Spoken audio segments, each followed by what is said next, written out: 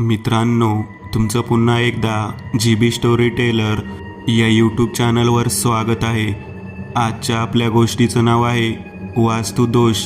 लेखक संतोष देशपांडे.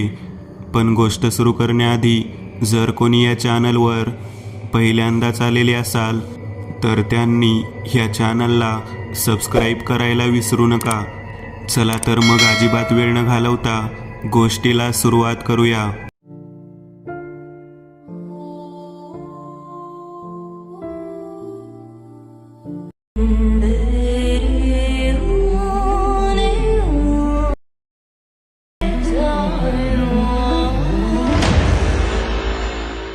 आपण ज्या ठिकाणी राहतो, आपण ज्या घरामध्ये वावरतो, त्या संपूर्ण भागामध्ये सुद्धा चांगल्या स्पंदनांचा वावर असणे गरजेचे असते.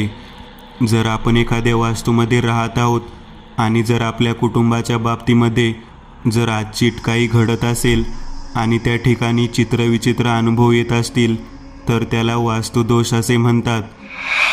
राक्षसांचा प्रचंड प्रभाव वाढल्यानंतर तीनही लोकांमध्ये हाहाकार माजल्यावर भगवान शंकराने त्यांच्या शरीरातून एका पुरुषाला जन्म दिला आणि तो पुरुष म्हणजे वास्तुपुरुष.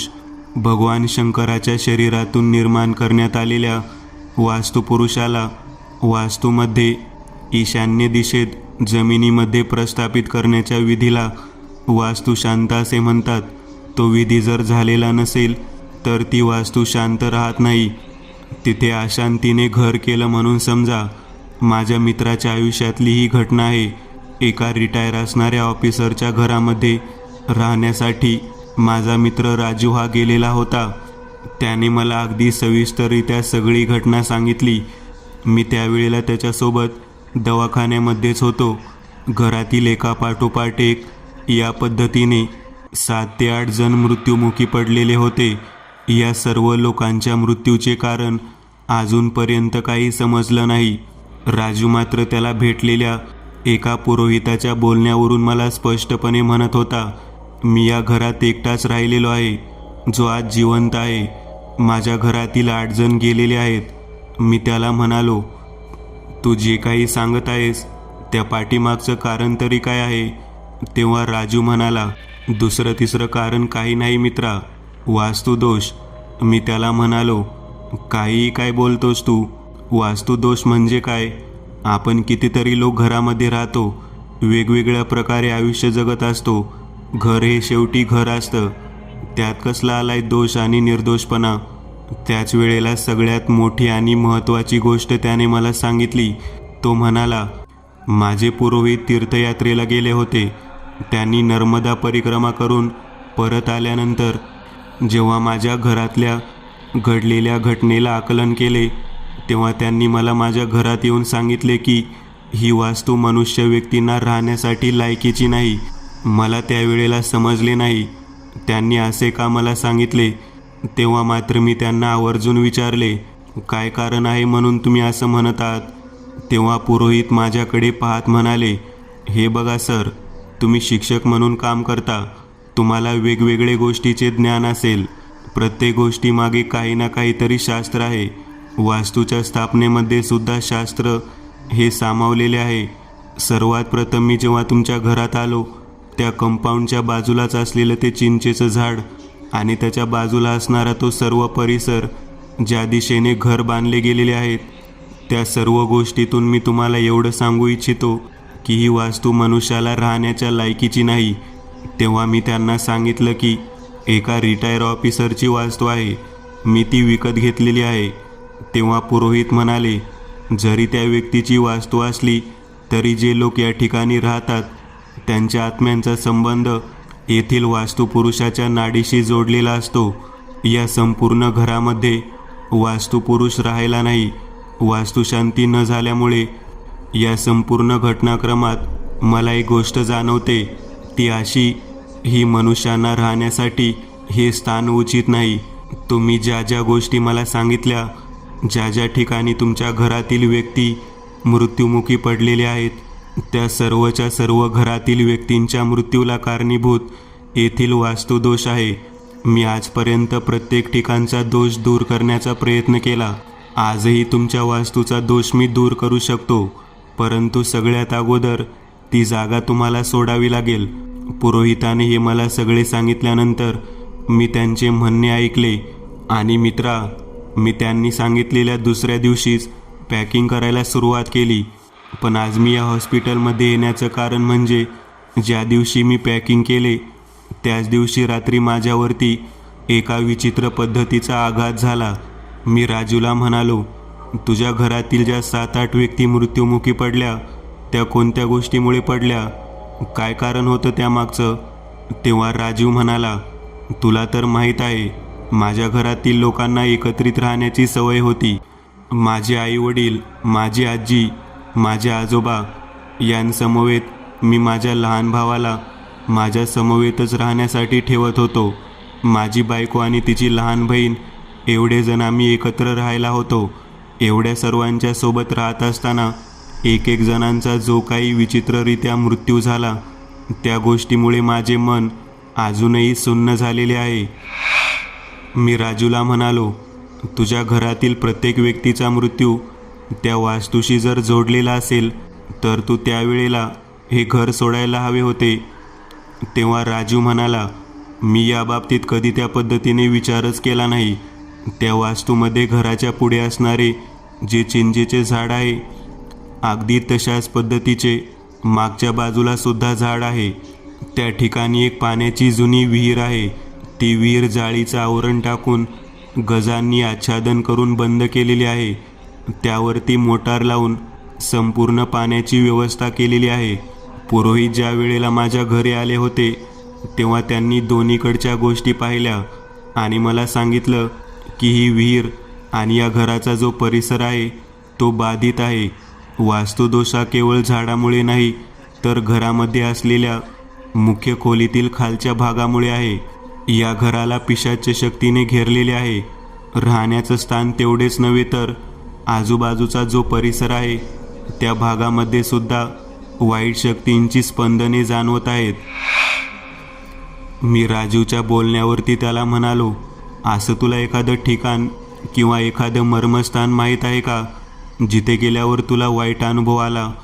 त्याने मला सांगितले, होय, माझे आजोबा श्रीधरराव जेव्हा मागच्या बाजूला बागेमध्ये झोपाळ्यावरती झोका घेत होते त्यावेळेला ते झोक्यावरून उठले आणि चालत चालत घराच्या आत आले, तरी तो झोका कायम हालतच असायचा. मला एक कळत नव्हते की वजनदार झोका त्याचा वेग संपल्यानंतर थांबायला हवा होता, परंतु तो थांबला नव्हता. मागचा जो भाग आहे ते ठिकाणच मला बाधित आणि भयंकर वाटते. तेव्हा त्याला मी विचारले, अशी कोणती घटना तुला फार विचित्र वाटते? तेव्हा राजू म्हणाला, सगळ्यात भयानक घटना म्हणजे माझ्या मेहुणीचा मृत्यू. माझ्या बायकोच्या लहान बहिणीचा जो मृत्यू झाला तो सगळ्यात भयानकरित्या झाला. तो मृत्यू मी कधीही विसरू शकत नाही. बाकीचे सगळे जीव हे नॅचरल पद्धतीने गेलेले आहेत, परंतु तिचा मृत्यू मात्र फार विदारक स्वरूपाचा वाटत होता. तेव्हा त्याने पुढे सांगायला सुरुवात केली. प्रतिमा असं तिचं नाव होतं. ती दिसायला पण खूप सुरेख होती, परंतु जेव्हापासून तिने मागे बागेच्या लगतच्या खोलीमध्ये डान्स प्रॅक्टिस करायला सुरुवात केली तेव्हापासून ती चित्रविचित्र वागू लागली. त्यावरती मी त्याला म्हणालो, म्हणजे नेमकं कसं वागत होती? अरे, ती डान्स प्रॅक्टिससाठी गेल्यानंतर 2-2, 3-3 तास परत येत नव्हती. मध्यरात्र झाली तरी ती नाचतच होती. एकदा मी तिला याच पद्धतीने पाहायला गेलो. माझी बायको सोबत होती. तिच्या घुंगरांचा आवाज येऊ लागल्यामुळे आम्ही मागे गेलो, परंतु खिडकीतून डोकावून पाहिल्यावरती आम्ही दोघेही हादरून गेलो, कारण ती अंगावर एकही वस्त्र न परिधान करता नग्न अवस्थेत केवळ पायात घुंगरू बांधून नाचत होती. प्रतिमाचं ते रूप पाहिल्यानंतर माझी बायको आणि मी दोघेही जण चांगल्याच पद्धतीने हादरून गेलो. दरवाजा उघडून आम्ही आतमध्ये जाऊन तिला त्या अवस्थेतून बाहेर घेऊन आलो. ती अशा पद्धतीने का नाचत होती तेच कळत नव्हतं. आम्ही त्यानंतर तिच्यावरती मानसोपचार तज्ज्ञाकडे जाऊन उपचार करायला गेलो. उपचार करण्यासाठी नेल्यावरती मात्र चित्रविचित्र पद्धतीची बडबड आम्हाला जाणवू लागली. तेव्हा डॉक्टर म्हणाले, यांच्या डोक्यावर काहीतरी परिणाम झालेला आहे. त्यांनी या पद्धतीने बोलल्यानंतर मी तिच्या दृष्टिकोनातून विचार करायला सुरुवात केली. तेव्हा मात्र एक गोष्ट अशी घडली की रात्रीच्या वेळी त्या ठिकाणी पुन्हा माझी मेहुणी न जाता, म्हणजे प्रतिमा न जाता माझी बायको गेली आणि ती त्या ठिकाणी नृत्य सादर करू लागली. हा संपूर्ण प्रकार माझ्यासाठी खूप भयानक पद्धतीचा होता. या अगोदर माझ्या घरातील एक व्यक्ती विचित्र रीतीने मृत्युमुखी पडली होती. माझे आजोबा आणि आजी त्यांच्या खोलीमध्येच गुदमरून मृत्युमुखी पडले होते. त्यानंतर माझी आई आणि वडील हे दोघेही जण डोक्यामध्ये झाडाची फांदी पडल्यामुळे मृत्युमुखी पडलेले होते. राजूचे बोलणे ऐकल्यानंतर मी त्याला म्हणालो, तुझे आजोबा गुदमरून गेले होते, म्हणजे त्यांना कोणी मारले होते का? तेव्हा तो म्हणाला, नाही, त्या दोघांना दम्याचा विकार होता आणि ते ज्या ठिकाणी झोपले होते त्याच्या बाजूलाच मागच्या एरियामध्ये वीटभट्टी होती. तेथील धुरामुळे कदाचित श्वास घ्यायला त्रास झाला असावा आणि त्यांचा मृत्यू झाला असावा, असे डॉक्टरने सांगितले. मला त्यांच्या बाबतीमध्ये तू जे काही म्हणत आहे ते सगळं काही समजलं, परंतु मला एक गोष्ट समजत नाही की तुझ्या बायकोचा आणि तुझ्या भावाचा मृत्यू कशा रीतीने झाला. तेव्हा मी त्याला म्हणालो, माझा लहान भाऊ आणि माझी बायको विहिरीच्या मागच्या भागामध्ये विहिरीत पडून मृत्युमुखी पडले. मला नेमकं समजलं नाही की जाळी ज्या विहिरीवरती बसवली होती ती जाळी बाजूला काढून माझा भाऊ आणि बायको काय शोधायला गेले होते ते मला समजलेच नाही आणि त्यामुळे त्यांचा मृत्यू झाला. राजूची घटना ऐकल्यानंतर माझ्या अंगावरती काटे उभारले. मी त्याला म्हणालो, तुझी मेहुणी प्रतिमा ही सगळ्यात शेवटी गेली ना? तेव्हा राजू म्हणाला, होय, ती सगळ्यात शेवटी मृत्युमुखी पडली. ती स्वतःच्या बहिणीच्या मृत्यूनंतर खूप शोक करत बसलेली होती. एका पाठोपाठ एक मृत्यू झाल्यामुळे मी सुद्धा हादरून गेलो होतो. केवळ घरामधील आम्ही दोघेजण जिवंत होतो. ज्या दिवशी तिचा मृत्यू झाला ती गोष्ट फारच विचित्र पद्धतीची होती. तिने मागच्या आडाच्या बाजूला, म्हणजे त्या विहिरीच्या बाजूला असलेल्या चिंचेच्या झाडाला स्वतःहून फास घेऊन आत्महत्या केली. तिचा मृत्यू माझ्यासमोर डोळ्यादेखत घडला. ती माझ्याशी अस्पष्टरित्या काहीतरी बोलत होती.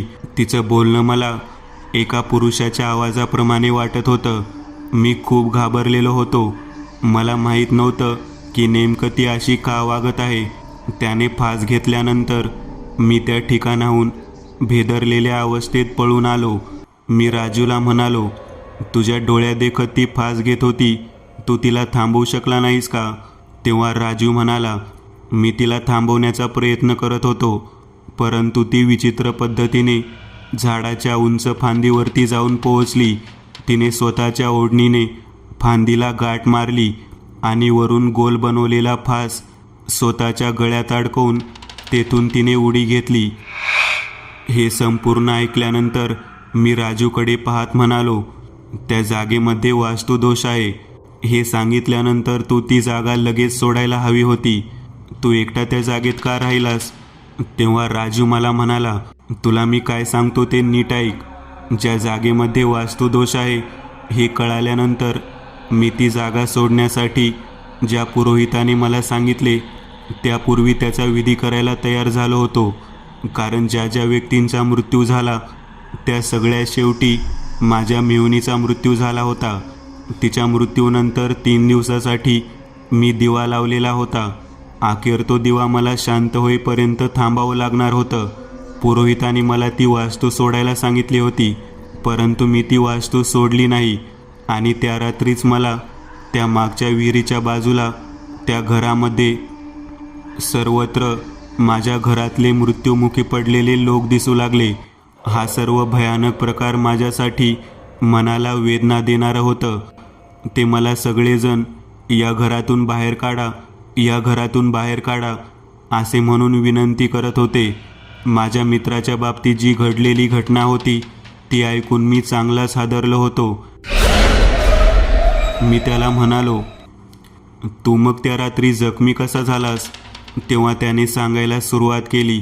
तो म्हणाला, मी त्या रात्री घडलेल्या घटनेला पाहून घाबरलो आणि मी घराच्या बाहेर निघण्यासाठी प्रयत्न करू लागलो.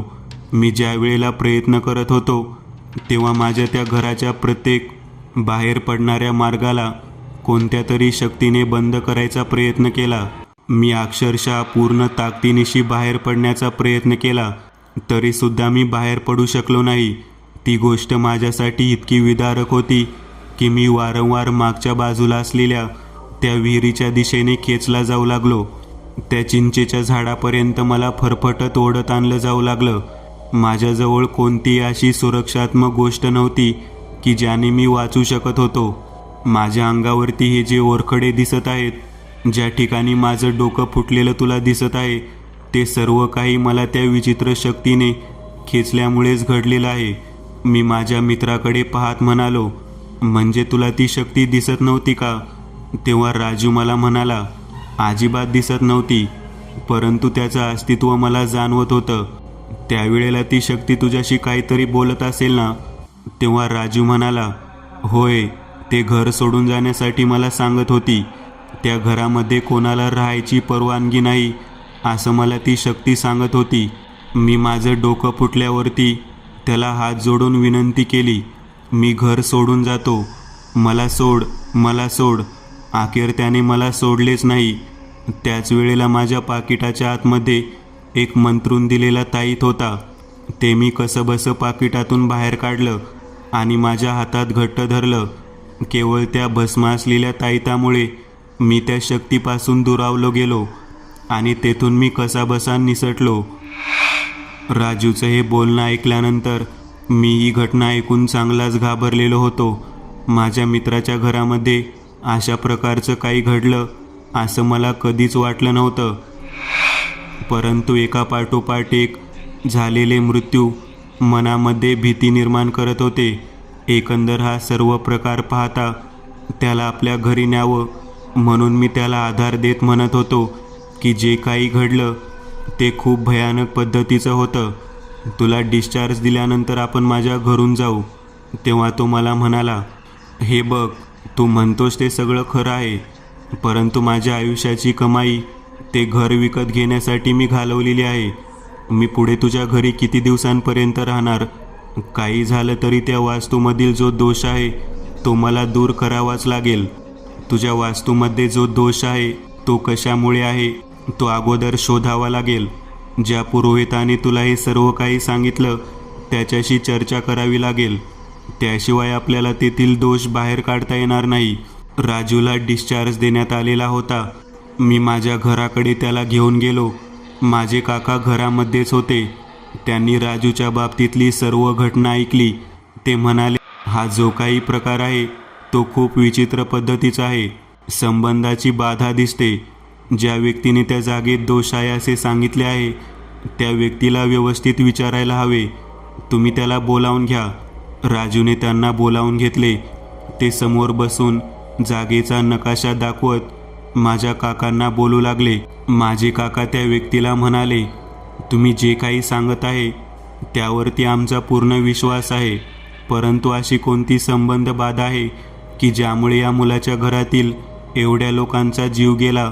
तेव्हा ते पुरोहित म्हणाले, ती संपूर्ण जागा ज्या ऑफिसरची आहे ती त्या व्यक्तीची मुळात नाही, त्याच्या घरामध्ये असलेल्या त्याच्या चुलत्याची आहे, जो ब्रह्मचारी होता आणि त्याला त्या मोठ्या वाड्यामध्ये कोंडून मारण्यात आले.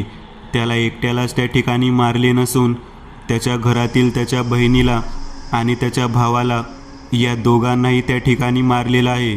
ज्या ठिकाणी विहीर आहे त्या विहिरीच्या आतमध्ये त्या ब्रह्मचारी व्यक्तीच्या बहीण आणि भावाचा मृत्यू झाला आणि त्या ब्रह्मचार्याचा मृत्यू चिंचेच्या झाडाला फास देऊन झालेला आहे.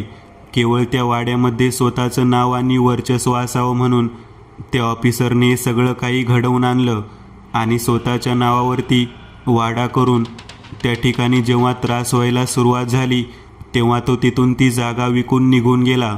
राजू यांनी ती जागा विकत घेतल्यानंतर केवळ काही महिन्यांमध्येच त्यांना या पद्धतीचा भयानक त्रास व्हायला सुरुवात झाली. सगळ्यात अगोदर त्यांच्या आजी आजोबा यांचा मृत्यू त्या ब्रह्मसंबंधाच्या घरामध्ये त्या खोलीमध्ये घडून आला. दोघाही जणांचा मृत्यू गुदमरून झाला. त्यांना श्वास घेताच आला नाही, कारण त्यांच्या छातीवर ब्रह्मसंबंध येऊन बसलेला होता. त्यानंतर वडिलांचा मृत्यू झाला आणि आईचा पण अंगावरती फांदी पडल्यामुळे मृत्यू झाला. उंच चिंचेच्या झाडाची फांदी, ज्या फांदीला त्याने फास घेतला होता, तीच फांदी त्यांच्या अंगावर पडून त्यांचा मृत्यू झाला. त्यानंतर पुढचे 2 मृत्यू म्हणजे विहिरीच्या आतमध्ये आलेला आवाज, तुमच्या लहान भावाला आणि तुमच्या बायकोला ज्या पद्धतीचा आवाज येत होता, त्या आवाजाच्या शोधार्थ ते विहिरीच्या दिशेने गेले होते. तो आवाज तुमच्या आईवडिलांचा होता.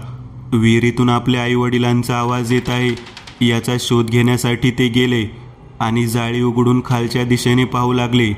त्याच वेळेला त्या विहिरीत मृत्युमुखी पडलेल्या त्या ब्रह्मचारी व्यक्तीच्या दोन्ही भावंडांनी त्या दोघांना खेचून घेतलं. तेव्हा राजू म्हणाला, पुरोहितजी, मला एक समजलं नाही.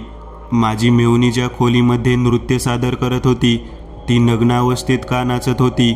तिच्यानंतर माझी बायको पण तशीच का वागली? तेव्हा पुरोहितजी म्हणाले, त्या ब्रह्मचारी व्यक्तीची जी बहीण होती, ती एक नर्तिका होती. ती त्या खोलीत नाच गाण्याचा सराव करत होती. त्याच ठिकाणी तिने तुमच्या मेहुणीला म्हणजे प्रतिमाला बोलावून घेतलं आणि तेथे तिचं शरीर प्राप्त करून नृत्य सादर केलं. त्याच वेळेला तुम्ही ही गोष्ट ओळखायला हवी होती, परंतु तुम्ही ती ओळखली नाही. त्याच्यानंतर तरी तुम्ही ती गोष्ट ओळखायला हवी. ती ज्या वेळेला तुमची पत्नी तिच्या जागी जाऊन नृत्य सादर करू लागली, संपूर्ण नग्न अवस्थेत, केवळ पायामध्ये घुंगरू बांधलेली स्त्री का बरं नाचत असेल याचा विचार तुम्ही करायला हवा होता. परंतु तरीसुद्धा तुम्ही विचार केला नाही, कारण तुमची बुद्धी भ्रमित केलेली होती.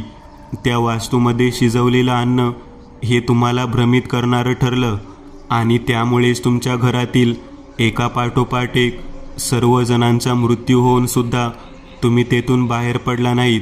आज केवळ तुम्ही जिवंत आहात, ते केवळ मी तुम्हाला दिलेल्या भस्माच्या ताईतामुळे आणि त्या पुडीमुळे. वास्तुदोष हा एक विचित्र पद्धतीने संपूर्ण घराला घेरत असतो. ज्या घरामध्ये राहणारे व्यक्ती आतृप्ततेने मृत्युमुखी पडतात, त्यांचा विधी होत नाही, त्यावेळेला ती वास्तू ते स्वतःच्या ताब्यामध्ये घेतात आणि तेथे कोणालाही राहू देत नाहीत.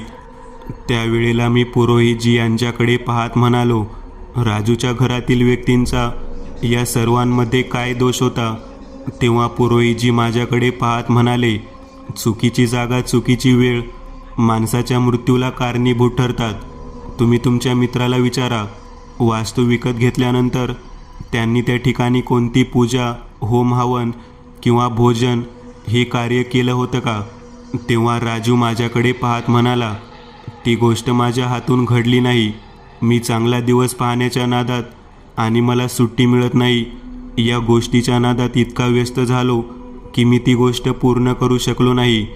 तेव्हा पुरोहितजी म्हणाले, असंतुष्ट असणारे प्रेतात्मे भुकेजलेल्या अवस्थेत असताना त्यांना कित्येक वर्ष न देण्यात आलेला घास आणि त्या घरात दुसरे व्यक्ती येऊन तेथेच अन्न शिजवून जर खात असतील तर ते पूर्वीचे प्रेतात्मे चवताळतील, नाही तर काय होईल?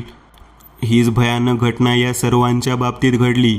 एका पाठोपाठ एक या पद्धतीने त्या घरातील ब्रह्मसंबंधाने सर्वांना एका विशिष्ट पद्धतीने संपुष्टात आणले.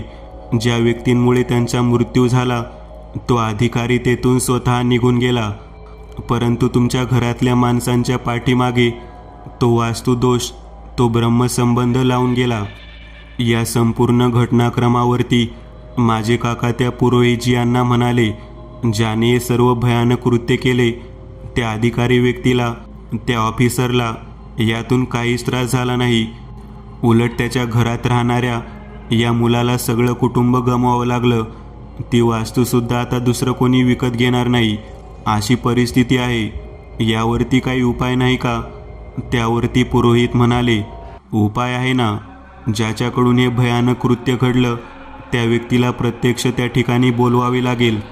तो व्यक्ती त्या ठिकाणी आल्याशिवाय तेथील संबंध शांत होणार नाही. तेव्हा मी म्हणालो, जो अधिकारी तेथून निघून गेलेला आहे तो त्या ठिकाणी कसा येईल, त्याला तर या बाबतीत सगळी माहिती असणार आहे. तेव्हा राजू म्हणाला, तो तर स्वतः इथे येणार नाही, त्यांची शांतीसुद्धा होणार नाही आणि मला माझी जागा कोणाला विकतासुद्धा येणार नाही. तेव्हा पुरोहित म्हणाले, नाही, असं होऊ शकणार नाही. मी सांगतो ते करूयात. त्या ब्रह्मसंबंधाला आपण आवाहन करून घास अर्पण करून बोलावून घेऊ. तो नक्कीच त्याच्या मारेकऱ्याला त्या ठिकाणापर्यंत कसंही करून बोलावून घेईल.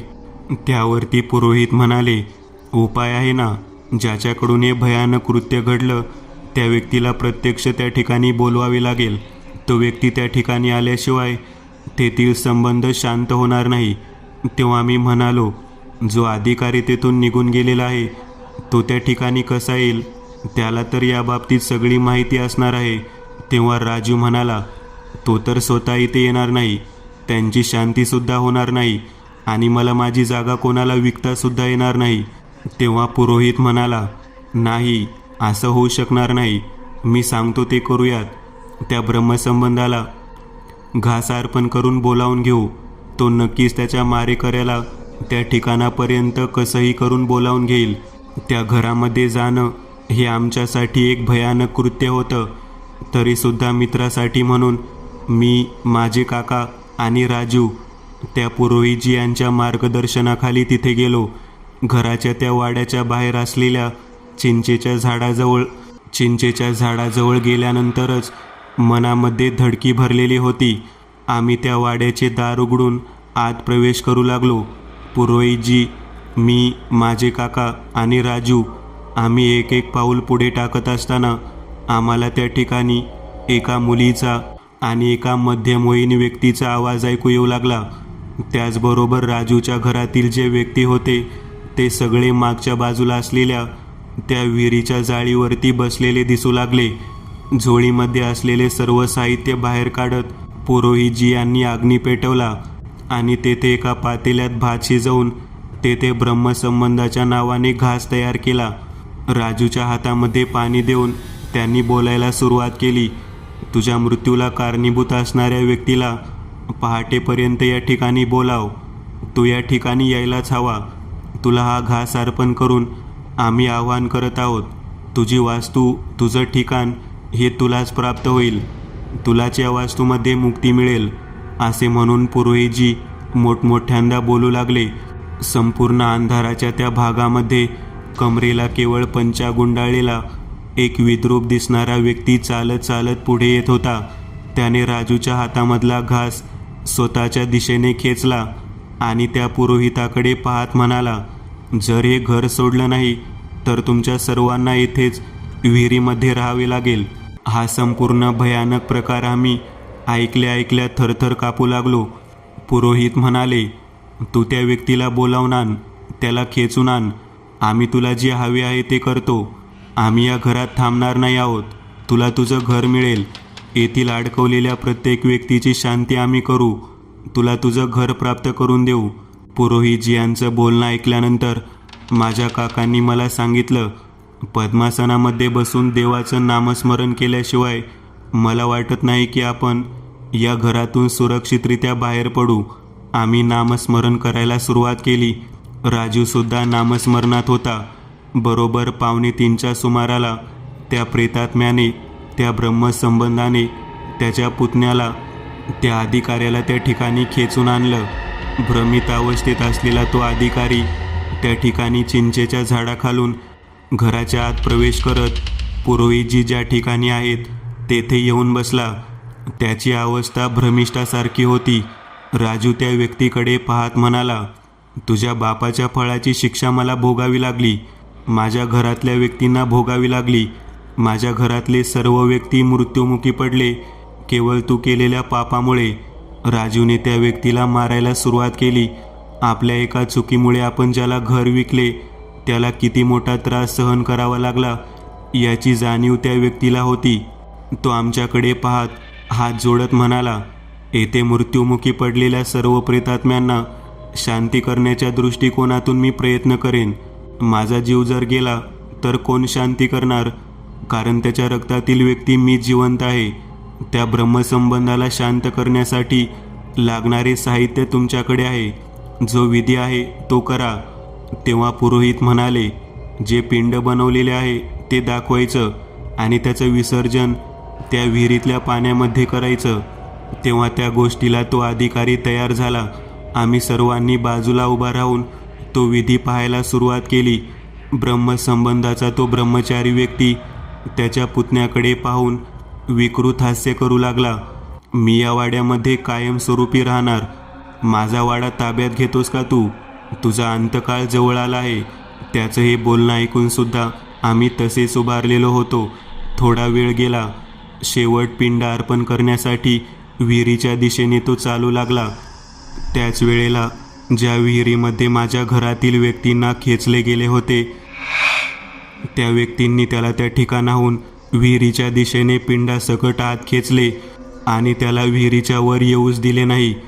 पुरोहित म्हणाले, तुझ्या घरातील व्यक्तींचा यात काहीच दोष नव्हता.